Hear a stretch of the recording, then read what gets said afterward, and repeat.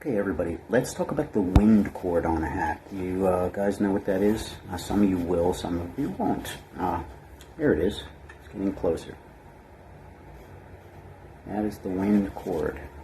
Seeing these little elastics kind of that goes along the bottom there.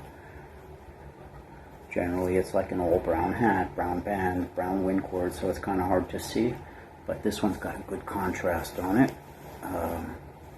What it is, it's a piece of elastic with a button, okay, goes around the crown,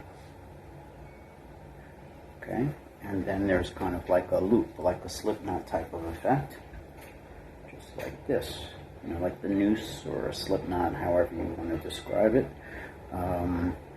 Lark's head knot. All right.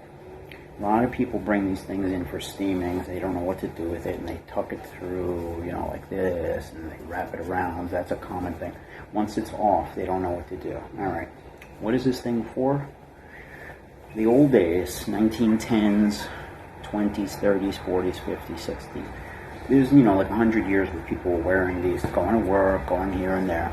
In the left hand, they've got a briefcase or their bag or whatever they've got there in their left hand. The right hand, maybe they've got an umbrella.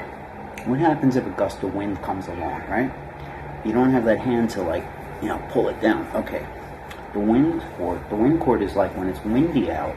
Maybe you're riding on a trolley or something, you know, the side of like a cable car or whatever.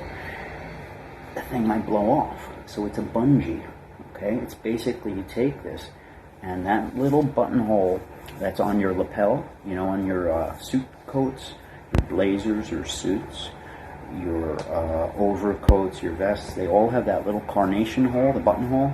That's for these. They're not for carnations. It's a wind cord hole.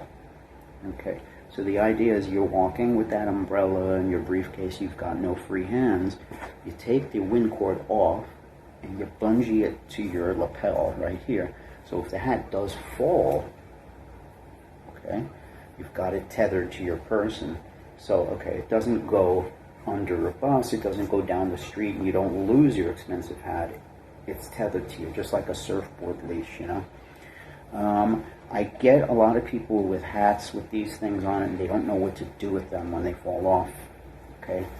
There's two positions, there's an on and there's off. So what people do is they wrap it around and then they stick it through here and tie it and stuff. All right, and I undo it and I show them how to use it. It's quite easy. All right. It's attached at one stitched. There's one stitch in here. You want to reinforce it. You want to open this up and find the stitches and then reinforce it with a couple extra stitches. You can put some tape over it, some duct tape. You know, it's under the lining so you don't see it. All right. Because these strings don't really hold the hat. So if you're going to show off to your buddies at the bar, what's this for? As soon as you give it a good bounce, it's going to fall on the floor and they're all going to laugh at you because your trick's going to backfire. So don't let the thing bounce, you know. Do it yourself, let go of it gently. Because unless you reinforce those stitches, they don't make them today for performance, they make them basically just for looks. They put it on with a weak little stitch or two. Alright, now, it's basically a noose kind of a thing. Right at the end, there's a loop, okay? So the way to fix this is you got to make a loop like that and stick it through the loop, because a slip knot is a loop through a loop. You know that, right? Okay. So make a little bunny ear out of that, okay? Bunny ear it, hold it, and stick that through the loop there, right through the eye of the needle.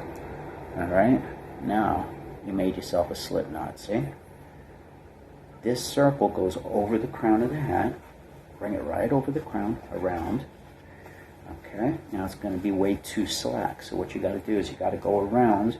You want to go around counterclockwise so the thing is tighter. So just go around.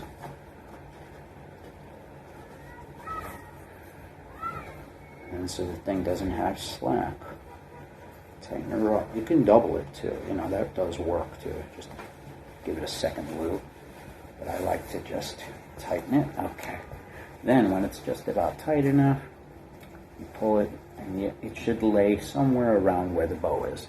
The front, the back, doesn't matter. It could be here, it could be there. Just get it so it's nice and tight and taut, but not so tight that it's making your hat fit differently. You can use that thing to give yourself a little bit more friction if it's windy out, but yeah, it's not really meant for that. It's meant more to tether to your coat. So there you go, all right? You just tuck it down. Now these have a tendency to ride up. They don't want to stay in this slot here. One thing you could do is move the band up. Just move it up, see? Do you know that you can move a band up like that with your finger?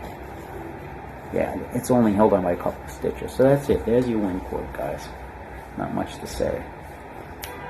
Taken from JJ Hat Center. It's my lavender hat. It's bad, right? Not that clean, though, I don't think. Yeah, that's the original color. Look at that.